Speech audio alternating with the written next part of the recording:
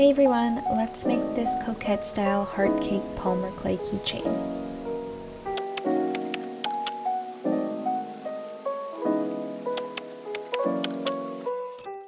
So before you start, you'll need something to sculpt your clay onto. I use a glass cutting board just because it's really easy to clean and it's flat and there's a lot of surface area. But you can use anything from aluminum foil to paper, just whatever works for you. Next, you may want an acrylic block. This is optional. It just kind of helps me get into the nooks and crannies and details of my design. Next, I also have some clay tools. These are just some really old ball tools and then silicone tools on the end. These also help create more detail as needed. I also have these, I think they're actually cheese knives, but they help with kind of cutting larger pieces of clay into the shapes that you need. So you can also use an X-Acto knife for this or a box cutter. I just have these silly cheese knives. And also, this is a really important tool. You'll definitely want a needle tool. And to make the frosting on the cake, you'll want an icing tip. So this is a number 16 icing tip that I just got from my local craft store. It was 99 cents, super cheap, but this will help you get those like swirly icing shapes that really complete the cake looks. A couple other things, I have this liquid polymer clay and oven bake clay adhesive from Sculpting. The liquid polymer clay will help if you want to make like really liquidy icing forms, and then the oven bake clay is to kind of help stick pieces onto it, like for example the little messed up cherries on this. You could use the oven baked clay. And this is kind of optional. I recommend getting some Q-tips and isopropyl alcohol. Isopropyl alcohol will help clean off any of the dust or fibers that get stuck to your clay, which really inevitably happens. So I just use these to clean up fingerprints, dust, any of that sort. To make your cakes into charms, you'll want some eye pins as well as a pair of pliers. And then of course you'll want your clay. I have a huge box of clay that I've been collecting since I was in middle school. You definitely, obviously, don't need all of these colors, but I would recommend getting a huge chunk of white and any color that you want specifically to make your cake. And you don't have to buy a lot of colors. For example, like this cake here basically used a bunch of red and white. So it's all just kind of different values of red.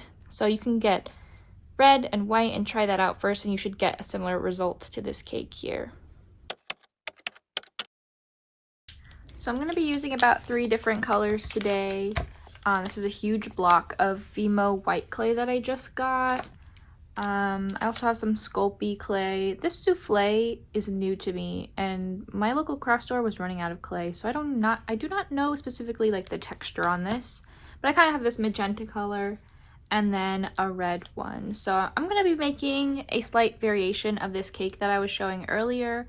It'll be a heart-shaped cake with kind of 3 tones or 2 tones icing, and then instead of cherries I'm going to be adding strawberries because, as you can see, the stems of cherries are very fragile, and with polymer clay it's just really difficult to prevent it from breaking, especially if you want this to be a charm or a keychain, which is what I'm trying to do. So skipping the cherries, doing the strawberries.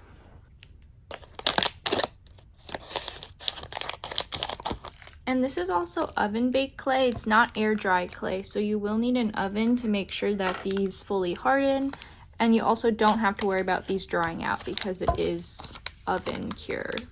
So I'm going to start by taking a big chunk of this white clay and conditioning it. So polymer clay has what's called plasticizers within it, and then in order to make the clay soft to use, you'll need to work it in your hands and condition it. So we're just gonna painstakingly condition the clay. And then, as you can see already, it is already collecting dust. So that's what the isopropyl alcohol will be for.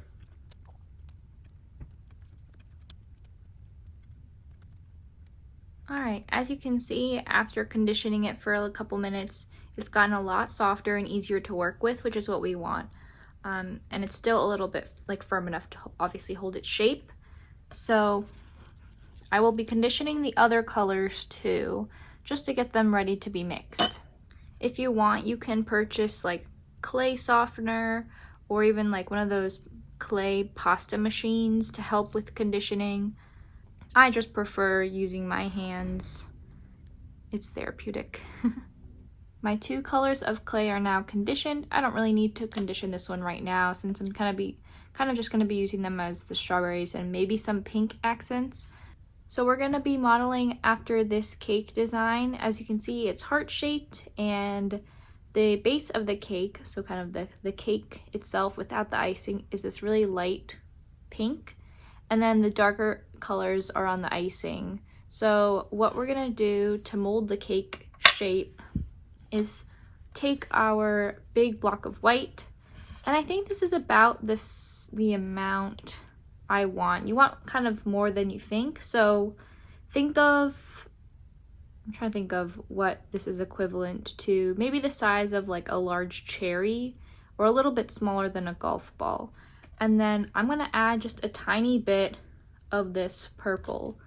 So not that much, because I don't want to make this too dark. It's always better to add less color than more color to your white. And then I'm just going to work this in to create the shade of magenta or light purple that I'm looking for. Ooh, I'm getting a hand cramp. All right, as you can see, the color is pretty much all combined and cohesive.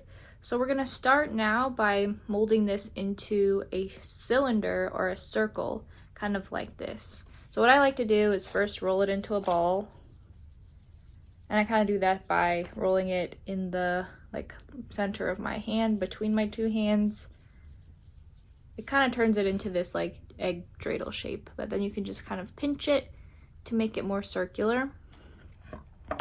I'm going to take my acrylic block, and to evenly flatten it, I want to take the smooth side of the block, so the side that doesn't have the grids, and just put some pressure to kind of flatten it down. And I'll take it and flip it over and do the same thing. The more you work with clay and the warmer your hands are, the stickier and softer it becomes. So quick tip, if your clay is melting, or, well, it doesn't melt, but if your clay is softening too much, you can lower the temperature in your room or put it in the refrigerator for a minute or 2. Okay, so my cake is about 1 inch thick, and that's kind of good start where we want it. It's a little bit larger than 1/4. If you're familiar with US currency. I'm going to take my cheese knife and cut just 1/4 of the way through the cake, so like that. And I'm going to cut that all the way through. This is going to be how we create our heart. See? And now I'll take that and start molding it away from the center to give it that heart shape. So it'll start to look like a Pac-Man. And then at the bottom, I'm gonna pinch it down like this. Oop. My clay is really soft because the white clay, or at least the white female clay, is really soft. So it's kind of ugly right now. That's totally okay. So, you can flip it over and see if your other side looks prettier. But what I'm gonna do now, because it's super wonky, is take my acrylic block again and then just flatten it to shape, but not too hard because we don't want our cakes to be flat. And right now what I'm doing is, if you can see, the edges of our heart are kind of curved, but we want to make them like stand straight up.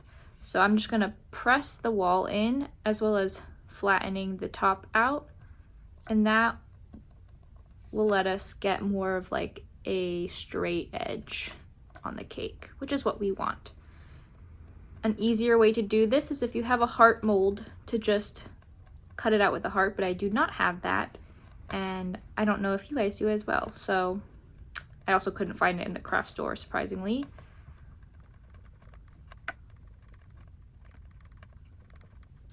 So now we have our cake base, and it's looking pretty good. I would say you could make yours a little bit thicker than I did, just to give more room for decoration, but this is kind of where we landed. So the next step here is to take your icing tip and the color that you want your main icing to be, and you'll put that color in your icing tip. And this is kind of the hard part. So this is why you'll need your ball tool here, is we're basically gonna just take this ball tool and shove it through to get the icing to come out. I've got some leftover white in there, but we're basically gonna repeat that until we get a nice strand of icing. And there might be some air bubbles that pop here. Don't worry about that too much. Once you have a nice long strand of icing, you can cut it off. And we're basically starting from the top here. We will twist the icing so it gives more of a pattern here, like that. And then we'll go ahead and start right at the top. And basically just follow the border of your heart. And then twisting.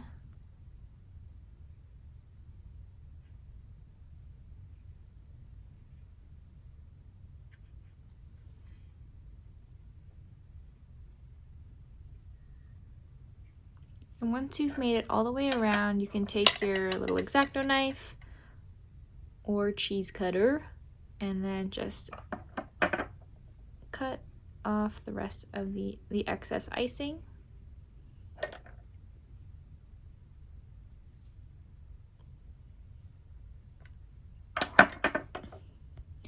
Okay, and this is the fun part. So once you've kind of cleaned up the overall shape, you know how on cakes they have like the little like whoop, whoop, whoop, like swirly icing? That's what we're gonna try to replicate here. So to do that, you're gonna take your needle tool and press down. So I'm gonna start at the top just to secure this. And I do about 1/8 or 1/4 of an inch, probably more like 1/4 of an inch. And you press down into like the center a little bit. And you just kind of keep doing that. You see how it's starting to get that like icing shape? And you just keep doing that all the way around your cake.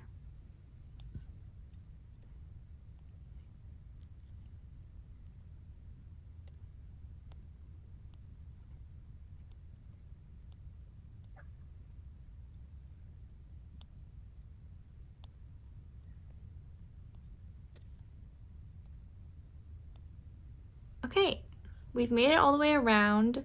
As you can see, the heart like is not super perfect, so you can kind of go in and mold the areas to make the shape just a little bit more cohesive. But look how good that's looking already. So congrats, you just completed your first icing strand. And so now we're gonna go ahead and do the same thing to the bottom here. Okay, I once again have a nice long strand of icing. Gonna cut it off. And this time we will start at the back, because this is where all of our mistakes can kind of live. The unfinished edges of the icing. So don't forget to twist it if you want to twist it. Just kind of stick that there and start twisting your icing around.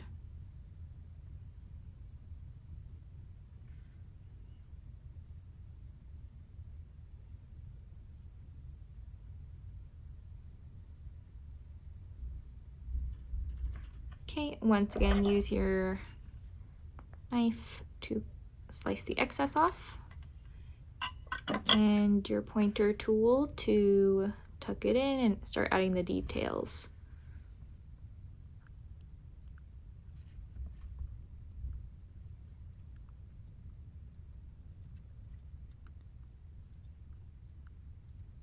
Sometimes you'll find you'll have excess at the end. You can either cut it off or just shove it in there. Okay, so now our cake is looking pretty good. It's still a little bit bare because we only have 2 colors on this cake right now. So what I'm gonna do now is take this magenta color and just add a little bit of white. So we're gonna add another layer of icing around the cake, but we're gonna do a slightly lighter hue compared to this dark one that we have, and a little bit darker than the base cake color.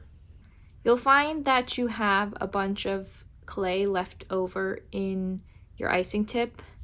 I found with this like silicone rectangular shape, if I stick it in far enough and then like yank it out, some of it comes out.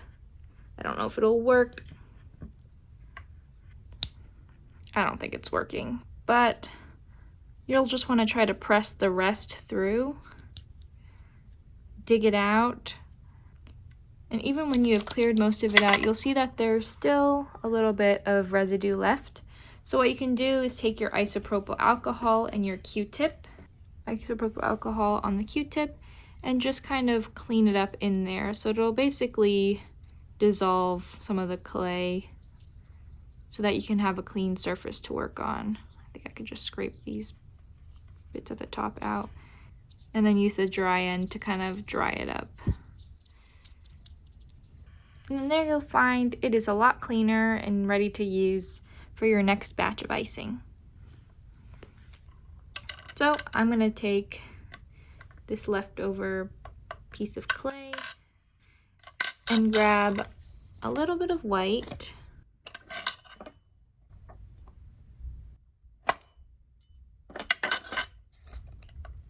and we'll just mix it together to get just a lighter version of purple.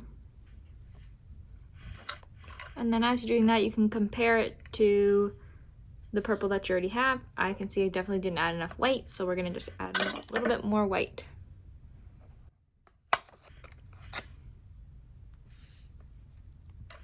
Okay, this is a good color for my second thing of icing. So we're literally just gonna repeat the exact same process of putting our icing or our clay into the icing tip and then just pushing it out the other end. And since I conditioned this clay more, it's a lot softer and easier to push. Alrighty, we got another strand of icing, and you can mix it up by twisting it a lot, not twisting it at all, and doing whatever works for you.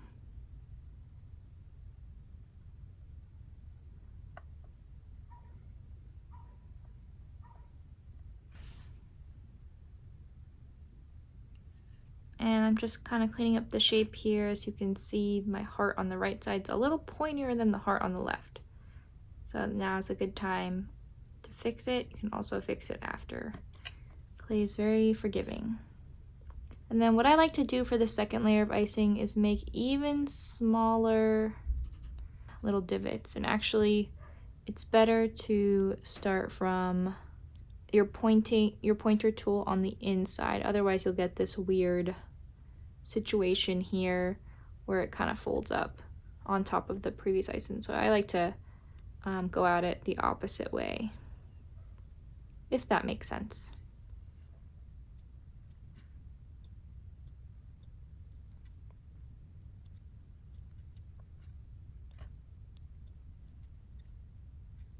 There we go. It's looking pretty cute, a little wonky right here, but you know, that's okay.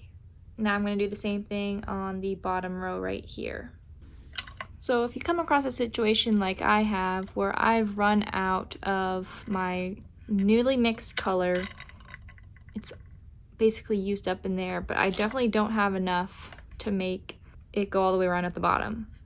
Don't fear and trust your mixing skills. Just take more of that color, remix it and try to get as close as you can. Doesn't have to be perfect. But why clay is so great is that you can just remix it. So we'll try to do that right now. Mix this color. Let's see how close it is. It's almost a spot on match, maybe just a little bit darker, which I'm okay with that. So you can see here, I have a bunch of excess icing because I've been kind of pressing it and spreading it, and that's totally fine.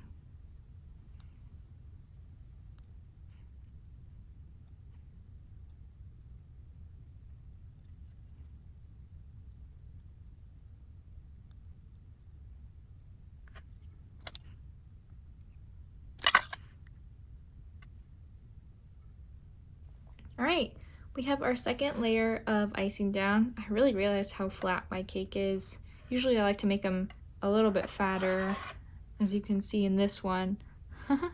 So it's really up to you whether you want to add more details or not. Obviously I can't do like some of this additional detail on the side because the cake is so thin, but maybe you do want a flatter charm. It's really up to you. So now that we have our icing layers down, it's time for more fun parts about adding any details. So for example, on this one, I have a bunch of cherries, or what were cherries, little dots around. This one also has a bunch of cherries. This one has a super cute bow and kind of like a circular icing detail around. This one has more bows and strawberries.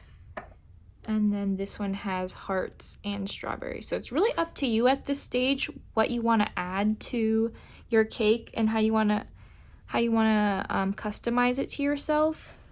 So I think what I'm gonna do is add a bow into the center and maybe some dots or something around. I really love the bow detail. I think it's just very coquette, and that's kind of the style of these cakes. So we're gonna try making a bow, and I'll teach you how to do that here.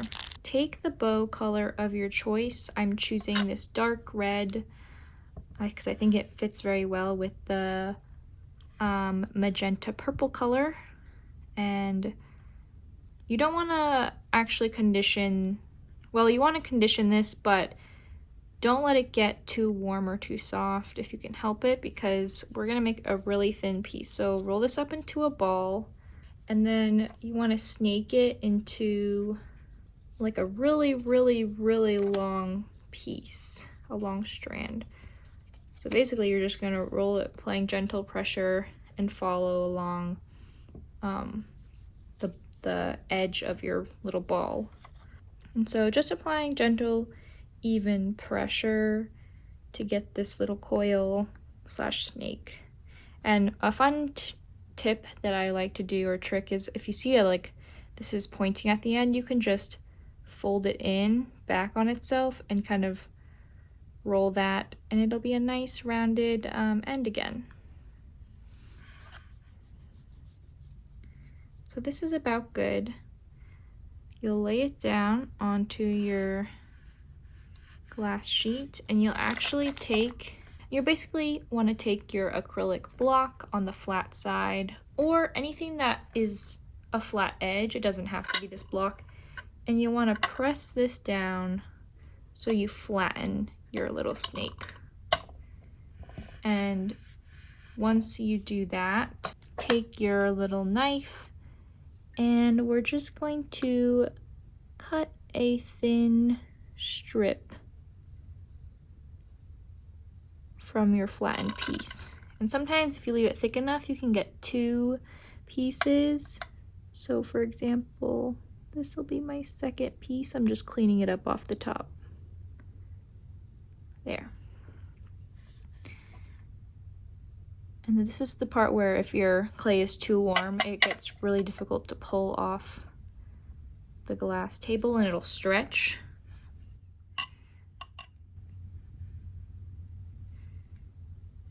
Kind of like mine is doing right now. And once you've done that, we're gonna make a bow. So this is like your ribbon, basically. And to make your bow, take the left side, bring it down like this.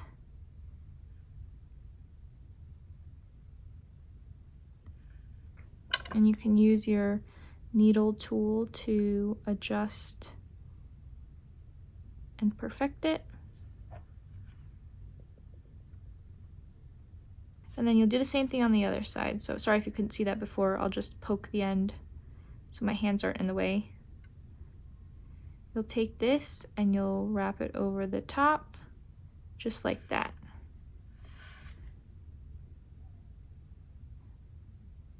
And then press the center once you think you've gotten your bow right.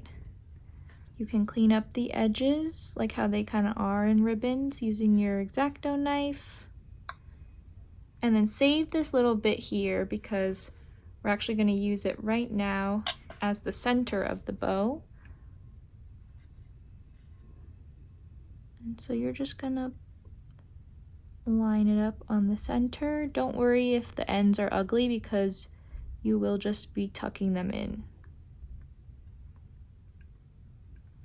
So I'm just pressing it in and then pressing it in the back and then cutting off the excess.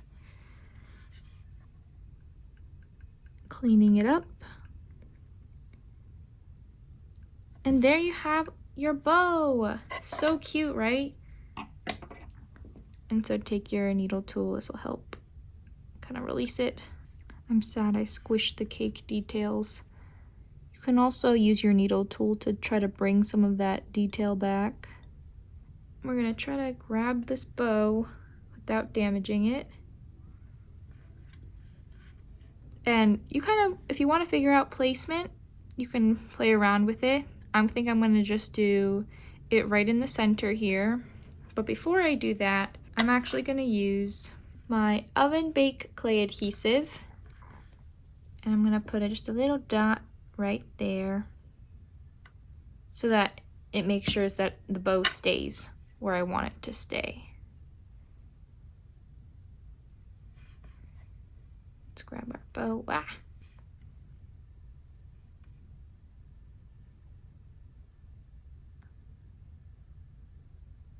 And there we have it. So again, from here you can add as many details as you'd like. I think I will leave it here for today, keeping it simple and cute. So our next step here is to add our eye pin if we want to make it a charm. I have a long enough eye pin. You do want them to be longer instead of shorter, but what I like to do is fold the end of this eye pin. Well, first you want to measure so we don't have it poking through. Fold the end of it up and then kind of try to get it so that it's, oh wait, just pinch myself.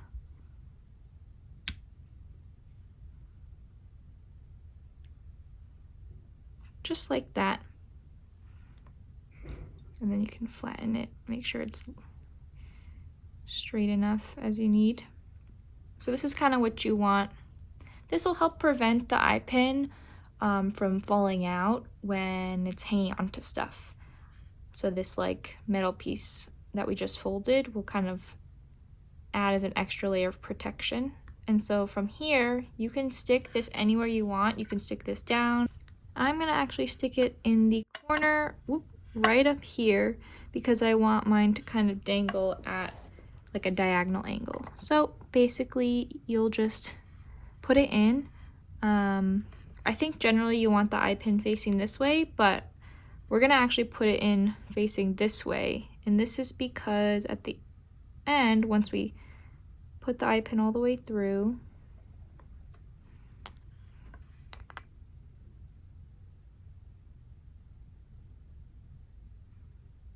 you'll twist it like that, and that would also secure it.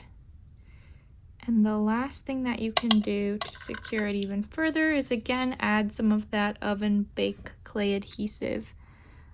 Let's just put it here to the entrance of the eye pin. You can also coat the eye pin if you want, but I didn't do that. And then the last thing that we're gonna do, remember I mentioned before about dust and mistakes, we're gonna go in with our Q-tip and isopropyl alcohol again and just clean up anywhere that there may be dust. So as you can see, there's a little piece of dust right there. I'm just gonna wipe it away, see? Super easy and clean. And if there's really hard pieces to get, you can use your needle tool. All right, and now we're done designing our polymer clay, but we're not completely finished just yet. So I'm gonna set my oven, I think, to 250, since yesterday I did it at 275 as a good midpoint between that previous temperature and this one. And I'll probably bake it for about 30 minutes and check on them. Here is our pretty cake in all her glory. Now we will put her in the oven to bake. I'm just baking this on an aluminum pan with a silicone mat on top. Silicone is pretty oven safe. So upon a closer inspection of this piece, I noticed some cracking at the bottom. This probably is meaning that the outside is drying or baking faster than the inside. So if this happens to you, try baking at a lower temperature for a longer time. Try 225 instead of 250 and try that for 30 minutes or 45 minutes. Every oven is different, so you'll have to kind of play around, do some trial and error to see what works for you. So once you have your clay charm baked, this step is optional, but if you want to make sure that your charm is durable and doesn't break, then the next step here would be to glaze it or protect it with some kind of varnish, or I got this from Amazon, but I just have this UV resin that's curable under UV light. I want to preface that this is an extremely toxic material, so make sure you have the proper PPE or protective equipment and good ventilation. So to cover our basis, first you'll want some gloves. I got these off Amazon as well, just some nitrile examination gloves. You'll also want, and this part is the most important, some kind of respirator that protects against the fumes from resin. So I have this respirator from 3M. I got it off of Amazon as well, but this will help protect your lungs as well as your nose and mouth from any of the resin getting on your skin. You'll also need, with resin, some kind of UV lamp. I just have one that I had from a gel nails kit, and it works pretty well. I also got another resin kit that comes with a UV lamp. So there's also this Mr. Resin one that I got just in case. So it does come with a UV lamp. I'm all ready to start glazing with UV resin, and I have this little silicone cup that I will use to help me as well. As you can see in the background, I broke a piece of the ribbon off, so I will need to fix that, and we'll start by using resin before glazing the whole piece. I'll be quickly repairing this by just taking some resin, adding it to the broken part of the ribbon, and then attaching it back on to where it had broken off. Then I'll put it under the UV lamp so that it can cure and be all fixed again. And now I'm just testing it and seeing if it worked, which it did. And so now, using the little cup that I had poured the UV resin to, I'm just taking a paintbrush that I don't really care about and then basically painting the resin all over to give it a nice even coating. A more upgraded method I use now is just actually pouring the resin directly onto the charm and then using either a paintbrush or a silicone tool to apply it. But either way works, whatever is best for you. There is no right or wrong way as long as you're being safe about it. Once you have a nice even coating on the top of your cake, just set it under the UV lamp to cure. You'll kind of have to do this in a few parts where you'll coat the top, you'll coat the sides, and then you'll coat the bottom, just so the resin doesn't stick to the block that it's on or just stick to other stuff. And now you have this beautifully coated and protected coquette heart cake clay keychain. Woo, that was a mouthful, but look how cute that is. Now we're ready to turn it into a charm. So what you'll need for that, and I got these on Amazon, these are jump rings, and I got both gold and silver, so you can basically choose whatever you want.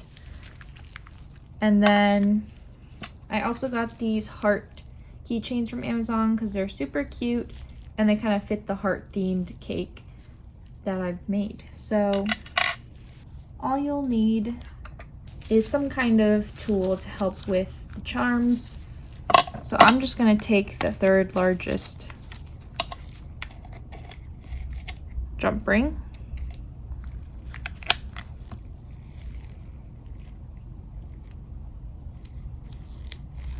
And loop it through the Eyepin. Just like that. And then also loop it through this keychain. Just like that. And then we're gonna close the jump ring. And if you need another tool to help you with this, then feel free to use one. I think I might need another tool. I have this baby one, don't judge me.